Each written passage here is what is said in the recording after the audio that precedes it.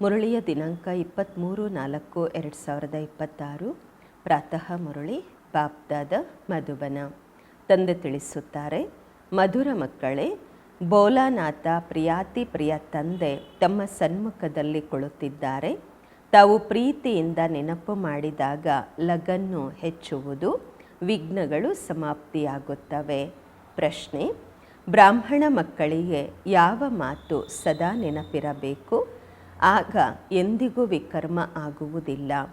ಬ್ರಾಹ್ಮಣ ಮಕ್ಕಳಿಗೆ ಯಾವ ಮಾತು ಸದಾ ನೆನಪಿದ್ದಾಗ ಎಂದಿಗೂ ವಿಕರ್ಮ ಆಗುವುದಿಲ್ಲ. ಉತ್ತರ: ಏನು ಕರ್ಮ ನಾವು ಮಾಡುತ್ತೀವಿ, ನಮ್ಮನ್ನು ನೋಡಿ ಅನ್ಯರೂ ಮಾಡುತ್ತಾರೆ. ಈ ನೆನಪಿದ್ದಾಗ ವಿಕರ್ಮ ಆಗುವುದಿಲ್ಲ. ಒಂದು ವೇಳೆ ಯಾರಾದರೂ ಕದ್ದು ಮುಚ್ಚಿ ಪಾಪಕರ್ಮ ಮಾಡಿದರೆ ಧರ್ಮರಾಜನ ಬಳಿ ಮುಚ್ಚಿಡಲಾಗುವುದಿಲ್ಲ. ತಕ್ಷಣ ಅದರ ಶಿಕ್ಷೆ ಸಿಗುವುದು. ಮುಂದೆ ಹೋಗುತ್ತಾ ಮತ್ತಷ್ಟು ಮಾರ್ಷಲ್ ಲಾ ಆಗುವುದು. ಕಾನೂನು, ಕಠಿಣವಾದ ನಿಯಮಗಳು ಹೊರಬರುತ್ತವೆ. ಕಠಿಣ ಕಾನೂನು ತಯಾರಾಗುತ್ತದೆ. ಈ ಇಂದ್ರ ಸಭೆಯಲ್ಲಿ ಯಾರೂ ಪತಿತರು ಕದ್ದು ಮುಚ್ಚಿ ಕುಳಿತುಕೊಳ್ಳಲು ಸಾಧ್ಯವಾಗುವುದಿಲ್ಲ. ಅಂದರೆ ನಿಯಮ ಅಷ್ಟು ಕಠಿಣವಾಗುತ್ತಾ ಹೋಗುತ್ತೆ. ಗೀತೆ: ಭೋಲಾನಾಥ ತಂದೆ ಭಿನ್ನವಾಗಿದ್ದಾರೆ. ಓಂ ಶಾಂತಿ. ಮಧುರಾತಿ ಮಧುರ ಆತ್ಮಿಕ ಮಕ್ಕಳು ತಿಳಿದುಕೊಂಡಿದ್ದೀರ. ಈಗ ಆತ್ಮಿಕ ತಂದೆ ನಮಗೆ ಈ ಸೃಷ್ಟಿಯ ಆದಿ ಮಧ್ಯ ಅಂತ್ಯದ ಜ್ಞಾನವನ್ನು ತಿಳಿಸುತ್ತಿದ್ದಾರೆ. ಅವರ ಹೆಸರೇ ಆಗಿದೆ ಭೋಲಾನಾಥ. ತಂದೆ ಬಹಳ ಬೋಲ ಆಗಿದ್ದಾರೆ. ಎಷ್ಟು ಕಷ್ಟವನ್ನು ಸಹನೆ ಮಾಡಿಕೊಂಡೂ ಸಹ ಮಕ್ಕಳಿಗೆ ಓದಿಸುತ್ತಾರೆ, ಸಂಭಾಲನೆ ಮಾಡುತ್ತಾರೆ. ಮತ್ತು ಯಾವಾಗ ದೊಡ್ಡವರಾಗುತ್ತಾರೆ ಆಗ ಎಲ್ಲವನ್ನು ಆ ಮಕ್ಕಳಿಗೆ ಕೊಟ್ಟು ಸ್ವಯಂ ವಾನಪ್ರಸ್ಥ ಅವಸ್ಥೆಯಲ್ಲಿ ಹೊರಟು ಹೋಗುತ್ತಾರೆ. ತಿಳಿದುಕೊಳ್ಳುತ್ತಾರೆ, ನಾನು ನನ್ನ ಕರ್ತವ್ಯಗಳನ್ನು ಪೂರ್ಣ ಮಾಡಿದ್ದೇನೆ, ಈಗ ಮಕ್ಕಳು ತಿಳಿದುಕೊಳ್ಳಲಿ, ಮಕ್ಕಳು ಮಾಡಲಿ ಅಂದಾಗ ತಂದೆ ಬೋಲ ಆದರು ಅಲ್ವಾ. ಇದು ಸಹ ಈಗ ತಮಗೆ ತಂದೆ ತಿಳಿಸುತ್ತಿದ್ದಾರೆ, ಏಕೆಂದರೆ ಸ್ವಯಂ ಭೋಲಾನಾಥ ಆಗಿದ್ದಾರೆ ಅಂದಾಗ ಹದ್ದಿನ ತಂದೆಗೋಸ್ಕರ ತಿಳಿಸುತ್ತಾರೆ ಅವರೆಷ್ಟು ಬೋಲ ಎಂದು. ಅವರು ಹದ್ದಿನ ಬೋಲ, ಇಲ್ಲಿ ಬೇಹದ್ದಿನ ಭೋಲಾನಾಥ ಶಿವ ತಂದೆ ಪರಮಧಾಮದಿಂದ ಬರುತ್ತಾರೆ. ಹಳೆಯ ಪ್ರಪಂಚ ಹಳೆಯ ಶರೀರದಲ್ಲಿ, ಆದ್ದರಿಂದ ಮನುಷ್ಯರು ತಿಳಿದುಕೊಳ್ಳುತ್ತಾರೆ ಹಳೆಯ ಪತಿತ ಶರೀರದಲ್ಲಿ ಹೇಗೆ ಬರುವುದು. ತಿಳಿದುಕೊಳ್ಳದಿರುವ ಕಾರಣ ಪಾವನ ಶರೀರ ಇರುವಂತಹ ಶ್ರೀಕೃಷ್ಣನ ಹೆಸರನ್ನು ಬರೆದಿದ್ದಾರೆ. ಇದೇ ಗೀತೆ, ವೇದ, ಶಾಸ್ತ್ರ ಇದೆಲ್ಲ ಪುನಃ ತಯಾರಾಗುತ್ತದೆ. ನೋಡಿ, ಶಿವ ತಂದೆ ಎಷ್ಟು ಬೋಲ ಇದ್ದಾರೆ. ಬರುವುದು ಸಹ ಯಾವ ರೀತಿ ಅನುಭವ ಮಾಡಿಸ್ತಾರೆ, ಹೇಗೆ ತಂದೆ ಇಲ್ಲಿಯೇ ಕುಳಿತಿದ್ದಾರೆ ಎಂಬ ಹಾಗೆ. ಈ ಸಾಕಾರ ಬಾಬರವರು ಬ್ರಹ್ಮ ತಂದೆಯೂ ಸಹ ಬೋಲ ಆಗಿದ್ದಾರೆ ಅಲ್ವಾ. ಯಾವುದೇ ದುಪ್ಪಟ್ಟ ಇಲ್ಲ, ಯಾವುದೇ ತಿಲಕ ಇಲ್ಲ, ಅಂದರೆ ಆಡಂಬರ ಯಾವುದೂ ಇಲ್ಲ. ಸಾಧಾರಣ ಬಾಬಾರವರಂತೂ ಬಾಬರವರೇ ಆಗಿದ್ದಾರೆ. ಮಕ್ಕಳು ತಿಳಿದುಕೊಂಡಿದ್ದೀರ, ಈ ಪೂರ್ತಿ ಜ್ಞಾನ ಶಿವ ತಂದೆಯೇ ಕೊಡುತ್ತಾರೆ. ಬೇರೆ ಯಾವುದೇ ಕಷ್ಟವನ್ನು ತಂದೆ ಕೊಡುವುದಿಲ್ಲ. ದಿನ ಪ್ರತಿದಿನ ಮಕ್ಕಳ ಲಗನ್ನು ಹೆಚ್ಚುತ್ತಾ ಹೋಗುವುದು. ಎಷ್ಟೆಷ್ಟು ತಂದೆಯನ್ನು ನೆನಪು ಮಾಡುತ್ತೀರಾ ಅಷ್ಟು ಪ್ರೀತಿ ಹೆಚ್ಚುವುದು. ಪ್ರಿಯಾತಿ ಪ್ರಿಯ ತಂದೆ ಆಗಿದ್ದಾರೆ ಅಲ್ವಾ. ಕೇವಲ ಈಗ ಅಷ್ಟೇ, ಆದರೆ ಭಕ್ತಿ ಮಾರ್ಗದ ಕೇವಲ ಈಗಷ್ಟೇ ಅಲ್ಲ, ಭಕ್ತಿ ಮಾರ್ಗದಲ್ಲಿಯೂ ಸಹ ತಾವು ಪ್ರಿಯಾತಿ ಪ್ರಿಯ ತಂದೆಯನ್ನು ತಿಳಿದುಕೊಂಡಿದ್ದೀರಿ. ಹೇಳ್ತಾ ಇದ್ರಿ, ಬಾಬಾ ಯಾವಾಗ ನೀವು ಬರ್ತೀರಾ ಆಗ ಎಲ್ಲರ ಜೊತೆ ಪ್ರೀತಿಯನ್ನು ಬಿಟ್ಟು ಒಬ್ಬ ತಂದೆಯಾದ ನಿಮ್ಮ ಜೊತೆ ಪ್ರೀತಿಯನ್ನು ಇಟ್ಟುಕೊಳ್ಳುತ್ತೇವೆ ಎಂದು. ತಾವು ಈಗ ತಿಳಿದುಕೊಂಡಿದ್ದೀರಾ. ಆದರೆ ಮಾಯೆ ಅಷ್ಟು ಪ್ರೀತಿ ಮಾಡಲು ಬಿಡುವುದಿಲ್ಲ. ಮಾಯೆ ಬಯಸೋದೇ ಇಲ್ಲ ನನ್ನನ್ನು ಬಿಟ್ಟು ತಂದೆಯನ್ನು ನೆನಪು ಮಾಡಲಿ ಎಂದು. ಅದು ಬಯಸುತ್ತೆ ದೇಹಾಭಿಮಾನಿಗಳಾಗಲಿ, ನನ್ನನ್ನು ಪ್ರೀತಿ ಮಾಡಲಿ ಎಂದು. ಇದೇ ಮಾಯೆ ಬಯಸುತ್ತೆ ಅಲ್ವಾ. ಅದಕ್ಕೆ ಎಷ್ಟು ವಿಘ್ನಗಳನ್ನು ಹಾಕತ್ತೆ. ತಾವು ವಿಘ್ನಗಳನ್ನು ಪಾರು ಮಾಡಬೇಕು. ತಾವು ಮಕ್ಕಳು ಸ್ವಲ್ಪ ಪರಿಶ್ರಮ ಪಡಬೇಕು ಅಲ್ವಾ. ಪುರುಷಾರ್ಥದಿಂದಲೇ ತಾವು ತಮ್ಮ ಪ್ರಾರಬ್ಧವನ್ನು ಪಡೆಯುತ್ತೀರಾ. ಮಕ್ಕಳು ತಿಳಿದುಕೊಂಡಿದ್ದೀರಾ, ಶ್ರೇಷ್ಠ ಪದವಿಯನ್ನು ಪಡೆಯಲು ಎಷ್ಟು ಪುರುಷಾರ್ಥ ಮಾಡಬೇಕು. ಒಂದಂತೂ ವಿಕಾರಗಳ ದಾನ ಮಾಡಬೇಕು. ಎರಡನೆಯದಾಗಿ ತಂದೆಯಿಂದ ಏನೆಲ್ಲ ಅವಿನಾಶಿ ಜ್ಞಾನ ರತ್ನಗಳ ಧನ ಸಿಗುತ್ತಿದೆ ಅದನ್ನು ದಾನ ಮಾಡಬೇಕು. ಈ ಅವಿನಾಶಿ ಜ್ಞಾನಧನದಿಂದಲೇ ತಾವಿಷ್ಟು ಧನವಂತರಾಗುತ್ತೀರಾ. ಜ್ಞಾನ ಆಗಿದೆ ಸೋರ್ಸ್ ಆಫ್ ಇನ್ಕಮ್, ಸಂಪಾದನೆಗೆ ಮೂಲ ಆಧಾರ. ಅದೆಲ್ಲ ಶಾಸ್ತ್ರಗಳ ಫಿಲಾಸಫಿ ಲೌಕಿಕದಲ್ಲಿ. ಇದಾಗಿದೆ ಆತ್ಮಿಕ ಜ್ಞಾನ. ಶಾಸ್ತ್ರಗಳನ್ನು ಓದಿಯೂ ಸಹ ಬಹಳ ಸಂಪಾದನೆ ಮಾಡುತ್ತಾರೆ. ಒಂದು ರೂಮಲ್ಲಿ ಗ್ರಂಥಗಳನ್ನು ಇಟ್ಟುಬಿಡುತ್ತಾರೆ, ಸ್ವಲ್ಪ ಸಮಯ ತಿಳಿಸುತ್ತಾರೆ ಅಷ್ಟೇ, ಅವರಿಗೆ ಸಂಪಾದನೆ ಆಗಿಬಿಡತ್ತೆ. ಅದೇನು ಯಥಾರ್ಥ ಜ್ಞಾನವೂ ಇರುವುದಿಲ್ಲ. ಯಥಾರ್ಥ ಜ್ಞಾನವಂತೂ ಒಬ್ಬ ತಂದೆಯೇ ಕೊಡುತ್ತಾರೆ. ಎಲ್ಲಿಯವರೆಗೆ ಯಾರಿಗಾದರೂ ಈ ಆತ್ಮಿಕ ಜ್ಞಾನ ಸಿಗುವುದಿಲ್ಲ, ಅಲ್ಲಿಯವರೆಗೆ ಶಾಸ್ತ್ರಗಳ ಫಿಲಾಸಫಿಯೇ ಬುದ್ಧಿಯಲ್ಲಿ ಇರುವುದು. ನಿಮ್ಮ ಮಾತುಗಳನ್ನು ಕೇಳುವುದಿಲ್ಲ. ತಾವು ಬಹಳ ಕಡಿಮೆ ಇದ್ದೀರಾ. ಇಲ್ಲಂತೂ 100% ಸರ್ಟೈನ್ ಇದೆ. ಆತ್ಮಿಕ ಜ್ಞಾನ ಮಕ್ಕಳಿಗೆ ಆತ್ಮಿಕ ತಂದೆಯಿಂದ ಸಿಗುವುದು. ಈ ಜ್ಞಾನ ಸೋರ್ಸ್ ಆಫ್ ಇನ್ಕಮ್ ಆಗಿದೆ, ಸಂಪಾದನೆಗೆ ಮೂಲ ಆಧಾರವಾಗಿದೆ. ಬಹಳ ಧನ ಸಿಗುವುದು. ಯೋಗದಿಂದ ಸೋರ್ಸ್ ಆಫ್ ಹೆಲ್ತ್, ನಿರೋಗಿ ಕಾಯ ಸಿಗುವುದು. ಜ್ಞಾನದಿಂದ ವೆಲ್ತ್ ಸಿಗುವುದು, ಐಶ್ವರ್ಯ ಸಿಗುವುದು. ಇದಾಗಿದೆ 2 ಮುಖ್ಯ ಸಬ್ಜೆಕ್ಟ್ಸು. ಮತ್ತು ಕೆಲವರು ಒಳ್ಳೆಯ ರೀತಿ ಧಾರಣೆ ಮಾಡಿಕೊಳ್ಳುತ್ತಾರೆ, ಕೆಲವರು ಕಡಿಮೆ ಧಾರಣೆ ಮಾಡಿಕೊಳ್ಳುತ್ತಾರೆ. ಅಂದಾಗ ಆರೋಗ್ಯವೂ ಸಹ ಐಶ್ವರ್ಯವೂ ಸಹ ಕಡಿಮೆ ನಂಬರ್ ವಾರಾಗಿ ಸಿಗುವುದು. ಶಿಕ್ಷೆಗಳನ್ನು ಅನುಭವಿಸಿ ಪದವಿಯನ್ನು ಪಡೆಯುತ್ತಾರೆ. ಪೂರ್ತಿ ನೆನಪೇ ಮಾಡಲಿಲ್ಲವೆಂದರೆ ವಿಕರ್ಮ ವಿನಾಶ ಆಗುವುದಿಲ್ಲ ಮತ್ತು ಶಿಕ್ಷೆಗಳನ್ನು ಅನುಭವಿಸಬೇಕಾಗುವುದು, ಪದವಿ ಭ್ರಷ್ಟವಾಗುವುದು. ಹೇಗೆ ಶಾಲೆಯಲ್ಲಿ ಆಗತ್ತೆ. ಇದಾಗಿದೆ ಬೇಹದ್ದಿನ ಜ್ಞಾನ. ಇದರಿಂದ ದೋಣಿ ಪಾರಾಗುವುದು. ಆ ಜ್ಞಾನದಲ್ಲಿ ಬ್ಯಾರಿಸ್ಟರಿ, ಡಾಕ್ಟರಿ, ಇಂಜಿನಿಯರಿ ವಿದ್ಯೆಯನ್ನು ಓದಲಾಗುವುದು. ಇದಂತೂ ಒಂದೇ ವಿದ್ಯಾಭ್ಯಾಸವಾಗಿದೆ. ಯೋಗ ಮತ್ತು ಜ್ಞಾನದಿಂದ ಆಯುರಾರೋಗ್ಯವಂತರು ಐಶ್ವರ್ಯವಂತರಾಗುತ್ತೀರಾ. ರಾಜಕುಮಾರ ರಾಜಕುಮಾರಿಯರಾಗುತ್ತೀರಾ. ಅಲ್ಲಿ ಸ್ವರ್ಗದಲ್ಲಿ ಯಾರು ಬ್ಯಾರಿಸ್ಟರು, ಜಡ್ಜು ಯಾರೂ ಇರುವುದಿಲ್ಲ, ವಕೀಲರು, ನ್ಯಾಯಾಧೀಶರು ಇರುವುದಿಲ್ಲ. ಅಲ್ಲಿ ಧರ್ಮರಾಜನ ಅವಶ್ಯಕತೆಯೇ ಇರುವುದಿಲ್ಲ. ಮತ್ತು ಗರ್ಭ ಜೈಲಲ್ಲೂ ಶಿಕ್ಷೆ ಸಿಗುವುದಿಲ್ಲ, ಧರ್ಮರಾಜಪುರಿಯ ಶಿಕ್ಷೆಯೂ ಸಿಗುವುದಿಲ್ಲ. ಗರ್ಭ ಮಹಲಲ್ಲಿ ತುಂಬ ಸುಖಿಗಳಾಗಿ ಇರುತ್ತೀರಾ. ಇಲ್ಲಂತೂ ಗರ್ಭ ಜೈಲಲ್ಲಿ ಆತ್ಮರು ದುಃಖವನ್ನು, ಶಿಕ್ಷೆಯನ್ನು ಅನುಭವಿಸುತ್ತಾರೆ. ಈ ಎಲ್ಲ ಮಾತುಗಳನ್ನು ತಾವು ಮಕ್ಕಳೇ ಈಗ ತಿಳಿದುಕೊಂಡಿದ್ದೀರಾ. ಬಾಕಿ ಶಾಸ್ತ್ರಗಳಲ್ಲಿ ಸಂಸ್ಕೃತದಲ್ಲಿ ಶ್ಲೋಕ ಅದೆಲ್ಲ ಮನುಷ್ಯರು ಮಾಡಿದ್ದಾರೆ. ಕೇಳ್ತಾರೆ ಸತ್ಯಯುಗದಲ್ಲಿ ಭಾಷೆ ಯಾವುದಿರುತ್ತೆ ಎಂದು. ಬಾಬಾ ಹೇಳುತ್ತಾರೆ, ಏನು ದೇವತೆಗಳ ಭಾಷೆ ಇರುತ್ತೆ ಅದೇ ನಡೆಯುತ್ತೆ. ಅಲ್ಲಿನ ಯಾವ ಭಾಷೆ ಇರುತ್ತೆ ಅದು ಎಲ್ಲಿಯೂ ಇರಲು ಸಾಧ್ಯವಿಲ್ಲ. ಆ ರೀತಿ ಅಲ್ಲ, ಅಲ್ಲಿಯೂ ಕೂಡ ಸಂಸ್ಕೃತ ಭಾಷೆ ಇರುತ್ತೆ ಎಂದಲ್ಲ. ದೇವತೆಗಳು ಮತ್ತು ಪತಿತ ಮನುಷ್ಯರದು ಒಂದೇ ಭಾಷೆ ಹೇಗೆ ಇರಲು ಸಾಧ್ಯ? ಅಲ್ಲಿನ ಯಾವ ಭಾಷೆ ಇರುತ್ತೆ ಅದೇ ನಡೆಯುತ್ತೆ. ಕೆಲವರು ಇದೆಲ್ಲ ಕೇಳುವ ಅವಶ್ಯಕತೆ ಇಲ್ಲ. ಮೊದಲು ತಂದೆಯಿಂದ ಆಸ್ತಿಯನ್ನು ಪಡೆದುಕೊಳ್ಳಿ. ಕಲ್ಪದ ಮೊದಲು ಏನಾಗಿತ್ತು ಅದೇ ಆಗತ್ತೆ. ಮೊದಲು ಆಸ್ತಿ ಪಡೆಯಿರಿ. ಬೇರೆ ಯಾವುದೇ ಮಾತನ್ನು ಕೇಳುವ ಮಾತೇ ಇಲ್ಲ. ಸರಿ, 84 ಜನ್ಮಗಳಿಲ್ಲ ಅಂದರೆ 80 ಅಥವಾ 82 ಆದರೂ ಇರುತ್ತೆ. ಈ ಮಾತುಗಳನ್ನೆಲ್ಲ ಬಿಟ್ಟು ಬಿಡಿ. ನೀವು ತಂದೆ ಹೇಳುತ್ತಾರೆ, ತಂದೆಯನ್ನು ನೆನಪು ಮಾಡಿ. ಸ್ವರ್ಗದ ರಾಜ್ಯಭಾಗ್ಯ ಅವಶ್ಯವಾಗಿ ಸಿಗತ್ತೆ ಅಲ್ವಾ? ಅನೇಕ ಬಾರಿ ನೀವು ಸ್ವರ್ಗದ ರಾಜ್ಯಭಾಗ್ಯವನ್ನು ಪಡೆದಿದ್ದೀರಿ. ವಿದ್ಯಾಭ್ಯಾಸದಿಂದಲೇ ಈ ರಾಜ್ಯವನ್ನು ಪಡೆಯುವಂತಹದ್ದು. ಹತ್ತುತ್ತೀರಾ ಮತ್ತೆ ಇಳಿಲೇಬೇಕಾಗತ್ತೆ. ಅಂದರೆ ಮತ್ತೆ ಜನ್ಮಗಳನ್ನು ಪಡ್ಕೊಂಡು ಕೆಳಗೆ ಬರಬೇಕಾಗತ್ತೆ. ಈಗ ತಾವು ಮಾಸ್ಟರ್ ಜ್ಞಾನ ಸಾಗರ, ಮಾಸ್ಟರ್ ಸುಖ ಸಾಗರ ಆಗುತ್ತೀರಾ. ತಾವು ಪುರುಷಾರ್ಥಿಗಳಾಗಿದ್ದೀರಾ. ಬಾಬಾರವರಂತೂ ಕಂಪ್ಲೀಟ್ ಇದ್ದಾರೆ. ಬಾಬಾರವರಲ್ಲಿ ಯಾವ ಜ್ಞಾನವಿದೆ ಅದು ಮಕ್ಕಳಲ್ಲಿ ಇದೆ. ಆದರೆ ನಿಮಗೆ ಸಾಗರ ಎಂದು ಹೇಳುವುದಿಲ್ಲ. ಸಾಗರ ಅಂತೂ ಒಬ್ಬರೇ ಇದ್ದಾರೆ. ಕೇವಲ ಅನೇಕ ಹೆಸರುಗಳು ಇಡಲಾಗಿದೆ. ಬಾಕಿ ನೀವು ಜ್ಞಾನ ಸಾಗರನಿಂದ ಹೊರಬಂದಂತಹ ನದಿಗಳು. ನೀವಾಗಿದ್ದೀರಾ ಮಾನಸರೋವರ ನದಿಗಳು. ನದಿಗಳ ಹೆಸರು ಇದೆ.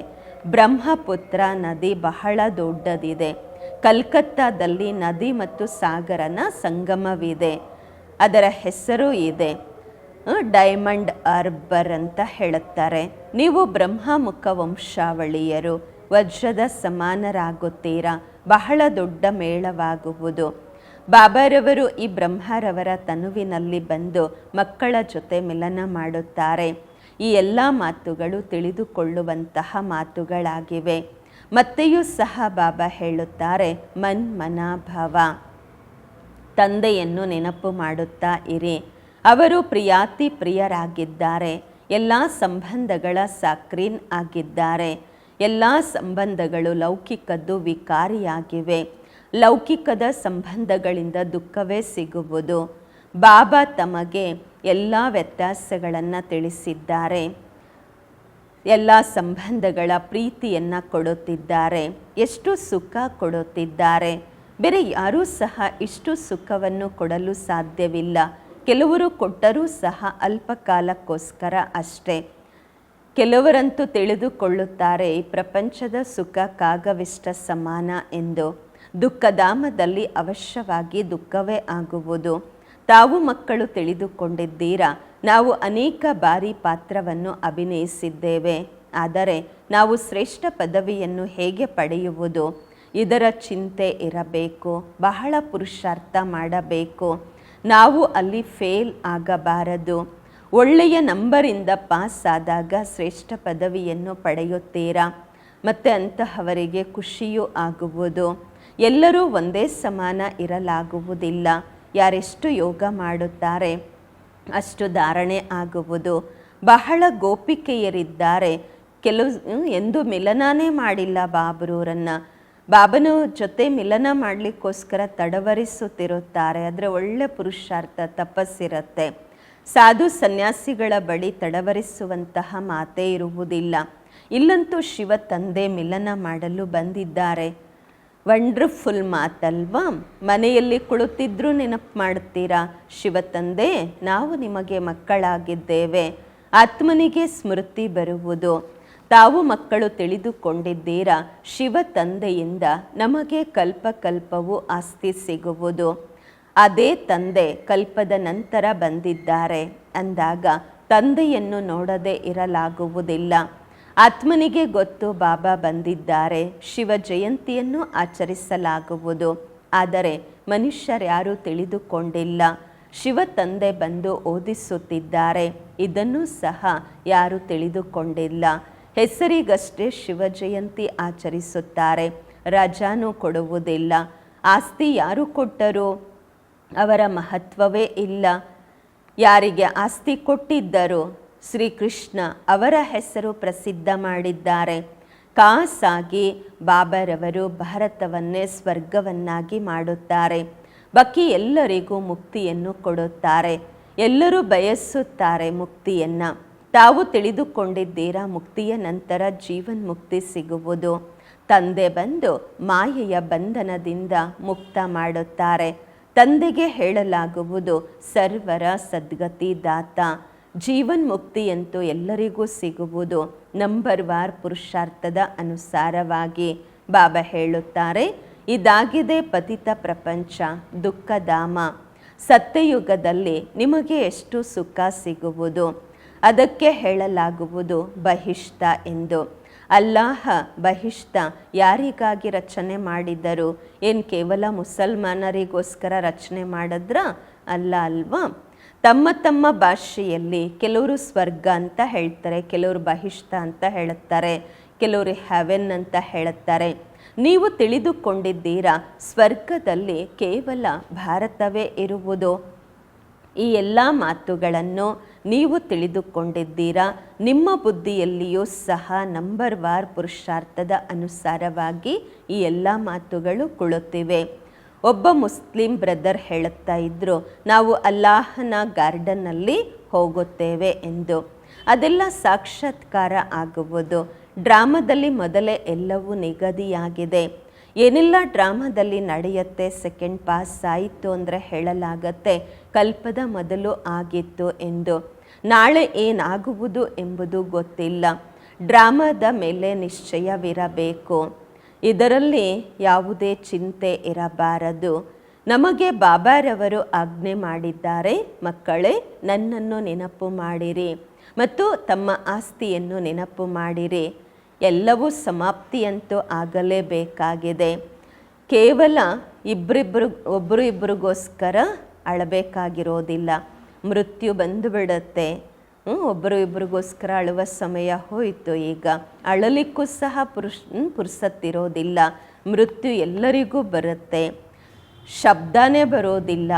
ಆ ರೀತಿ ಆಗತ್ತೆ. ಯಾರಿಗೋಸ್ಕರ ಅಳೋದು? ಆ ರೀತಿ ಪರಿಸ್ಥಿತಿ ಬರುತ್ತೆ.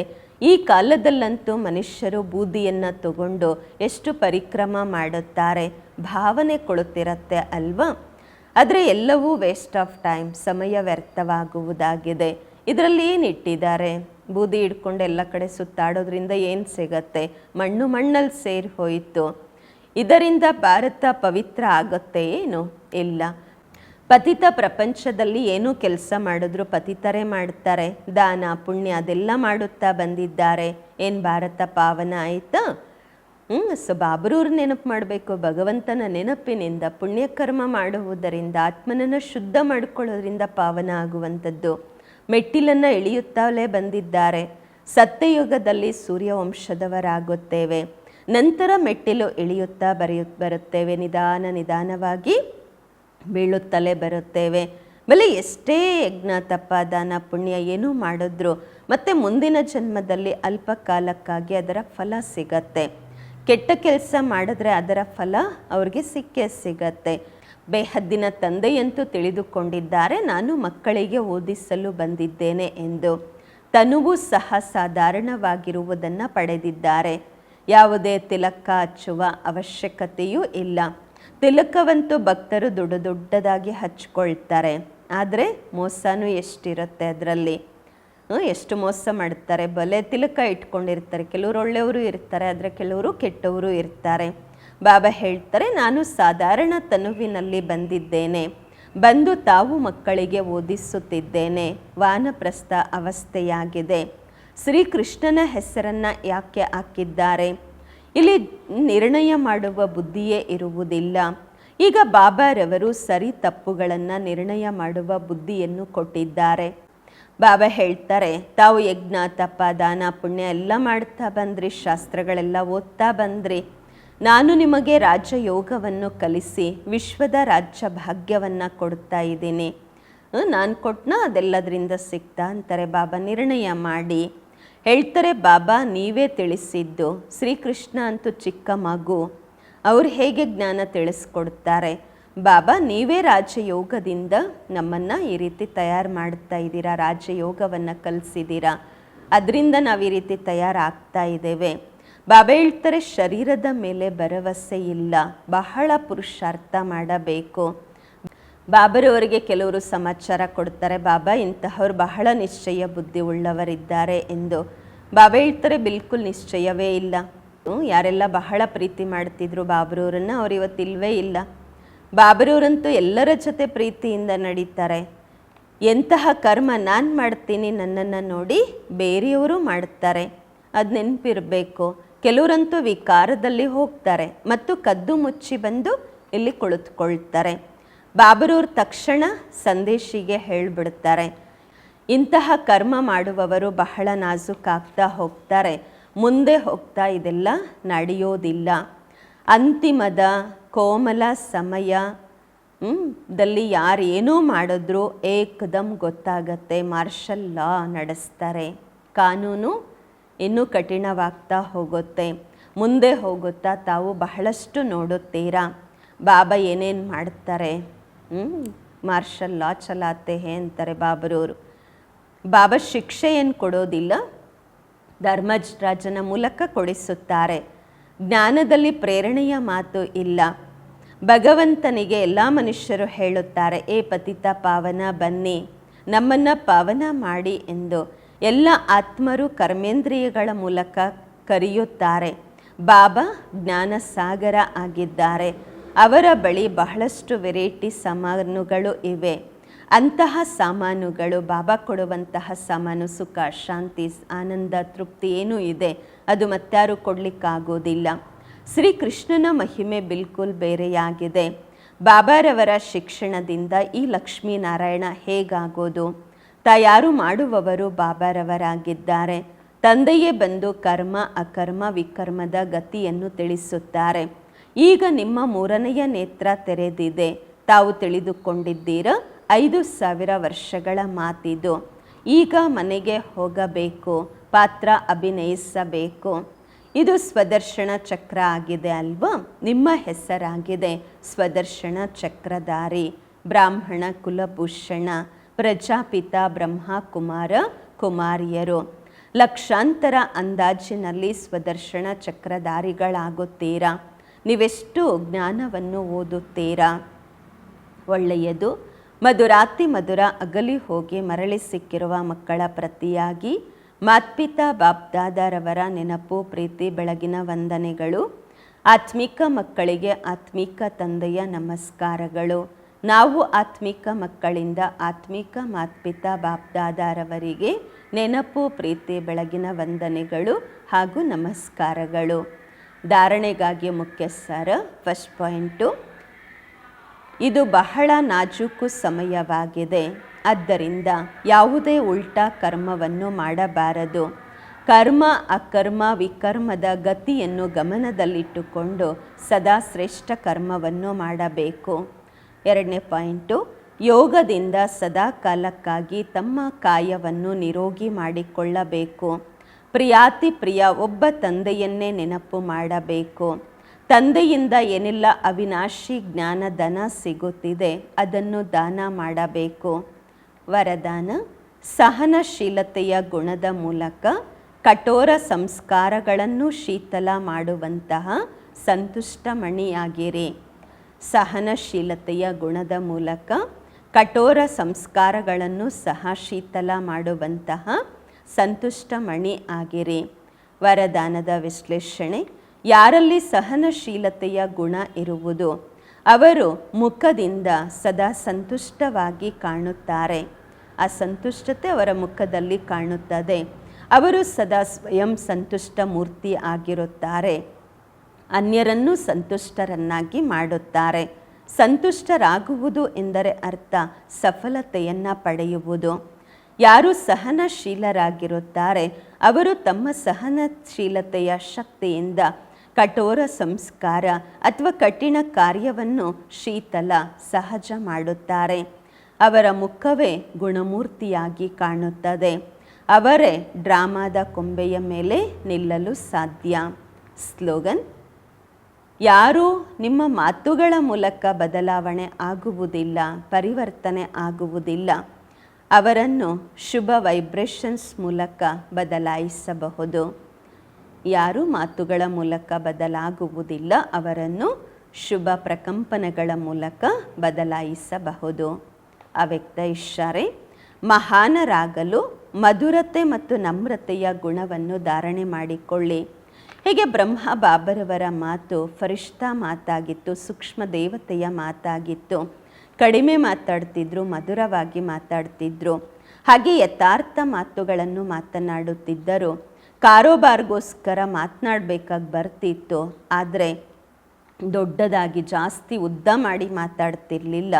ಪ್ರತಿ ಸಂಕಲ್ಪ, ಮಾತು ಮತ್ತು ಕರ್ಮದಲ್ಲಿ ತಂದೆಯನ್ನು ಅನುಸರಿಸಿರಿ.